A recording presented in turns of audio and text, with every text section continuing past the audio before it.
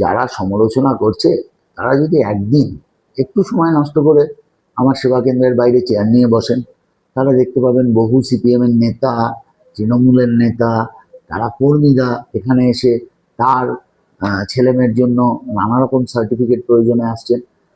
আমি আপনাদের কাছে প্রশ্ন করছি, বিধায়ক হিসাবে আমার কি কর্তব্য তাদেরকে সার্টিফিকেট প্রদান করা নয়? আমি কি বলবো যে কেন সে তৃণমূল করেছে বা সিপিএম করেছে তার জন্য আমি সার্টিফিকেট তাদের দেবো না, তারা বঞ্চিত থাকবে? এই জাতীয় অবাস্তব কথাবার্তা যারা বলছেন তাদেরকে আমি বিরত থাকতে বলছি না, তাদেরকে বলছি আসুন সেবা কেন্দ্রে কি কাজ হয় একটু এসে কষ্ট করে দেখে যান। আমি বলছি দ্বিতীয় দিন আপনি সমালোচনা আর করবেন না। This channel does not promote any violent, harmful, or illegal activities. All content provided by this channel is meant for an educational purpose only.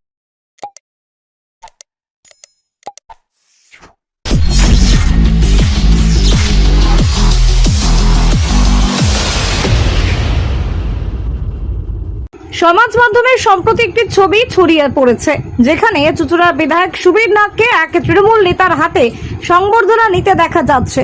বিধায়ক নির্বাচিত হওয়ার পর একাধিক সংবর্ধনা গ্রহণ করা নিয়ে ইতিমধ্যেই নানান আলোচনা শুরু হয়েছে। সেই ছবি সামনে আসতেই এবার গোটা বিষয়টি নিয়ে প্রতিক্রিয়া জানালেন চুঁচুড়ার বিধায়ক সুবীর নাগ। বিধায়ক নির্বাচিত হওয়ার পর একের পর এক সংবর্ধনা গ্রহণ প্রসঙ্গে তার বক্তব্য জানতে যাওয়া হলে বিষয়টি নিয়ে নিজের অবস্থান স্পষ্ট করেন তিনি। সংবর্ধনা গ্রহণকে ঘিরে যে প্রশ্ন বা আলোচনা তৈরি হয়েছে তারই জবাব দিলেন বিধায়ক স্বয়ং। আদির রিপোর্ট, আমার কলকাতা নিউজ। দাদা, একাধিক সমাজ মাধ্যমে একটা বিষয় ভাইরাল হচ্ছে, যেখানে দেখা যাচ্ছে আপনি তৃণমূলে বিভিন্ন লোকেদের হাতে সংবর্ধনা নিচ্ছেন, বিভিন্ন লোক এটা নিয়ে মন্তব্য করছে, সমাজ মাধ্যমে এগুলো আসছে, বলছে এই বিষয় নিয়ে উল্লেখিত আসছে, কি বলবেন এই বিষয়ে? দেখুন, রাজনীতিতে একটা পরিপক্কতা প্রয়োজন হয়। এখন সমাজ মাধ্যমটা খুব সহজলভ্য জায়গা, কাউকে গালাগাল দেওয়া, কাউকে দুটো বাজে কথা বলবার, কিন্তু বাস্তব বিষয়টা বোঝবার ক্ষমতা থাকা বা উপলব্ধি করার একটা বোধবুদ্ধি থাকতে হয়। আমি যে বিষয়টা নিয়ে সমাজ মাধ্যমে আমার চোখেও এসছে, অনেকে অনেক কথা বলছেন, কিন্তু প্রতিটা বিষয় যদি অ্যানালিসিস করেন, কালকে আমি কন্ট্রাক্টর অ্যাসোসিয়েশনের একটা অনুষ্ঠানে গেছি, হুগলি জেলা কন্ট্রাক্টর অ্যাসোসিয়েশন। সেখানে কে আমাকে সম্বর্ধনা দেবে সেটা কি আমি ঠিক করব? এটা হতে পারে? আমি বিভিন্ন পুজো মণ্ডপে যাচ্ছি, বিভিন্ন জায়গায় খুঁটি পুজোয় যাচ্ছি, বিভিন্ন জায়গায় ক্লাবের অনুষ্ঠানে যাচ্ছি, সেখানে গিয়ে কি আমি বিচার করবো কে তৃণমূল করে কে বিজেপি করে? বিজেপি না করলে আমার সম্বর্ধনা দেওয়া যাবে না। আমার রাজনৈতিক মঞ্চে, ভারতীয় জনতা পার্টির রাজনৈতিক মঞ্চে যদি অন্য রাজনৈতিক দলের কেউ আমাকে সম্বর্ধনা দেয় সেটা নিয়ে সমালোচনা হতেই পারে, কিন্তু কোনো অরাজনৈতিক মঞ্চ, কোনো ব্যবসায়িক মঞ্চ, সেখানে যারা এই সম্বর্ধনা অনুষ্ঠান নিয়ে অর্বাচীনের মতো মন্তব্য করছেন, তাদের মন্তব্যে আমার কোনো জবাব দেওয়া সমীচীন বলে আমি মনে করি না। কিন্তু দাদা, বিভিন্ন জায়গায় এই বিষয়টা ছড়াচ্ছে যে আপনার বিরুদ্ধে যে আপনি তৃণমূলের সঙ্গে আঘাত করছেন বা কিছু এইসব জিনিসগুলো ছড়াচ্ছে।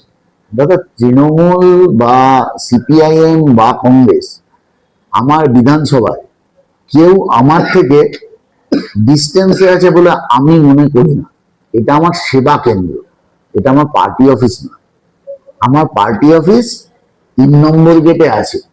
পার্টি অফিসে অবশ্যই অন্য রাজনৈতিক দলের কেউ নাও আসতে পারে, কিন্তু সেবা কেন্দ্র, আমি বিধায়ক, সমস্ত রাজনৈতিক দল, সমস্ত ভাষাভাষী, সমস্ত ধর্মীয়, যে কোনো ধর্মীয় সবাই আমার এখানে পরিষেবা পেতে পারে, তারা আসতে পারে, আমি সবাইকে মিট করব। এমনও বলা হচ্ছে যে আপনি শুধু সম্মান নিতেই যাচ্ছেন, কাজের কাজ কিছু করছেন না, শুধু সংবর্ধনায় নিয়ে যাচ্ছেন।